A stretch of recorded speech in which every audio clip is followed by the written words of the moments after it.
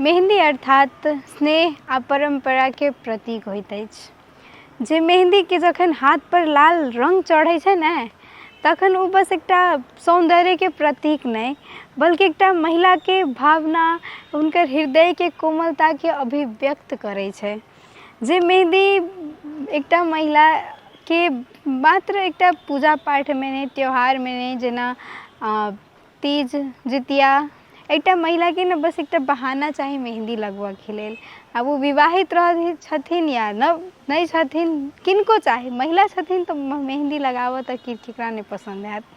जे एकटा तीज भेलै त्योहार भेलै जितिया भेलै जेना एखन मधुश्रावणी पाबनि चलै छै तऽ मेहंदी सब लगबै छथिन मुदा बस एकटा त्योहार में मात्र नहीं बल्कि अन्य दिनाओं में मेहंदी लगाबऽ जिनका सबके पसंद छै ओ लगबै छथिन। आ मेहंदी एकटा महिला के श्रृंगार छै।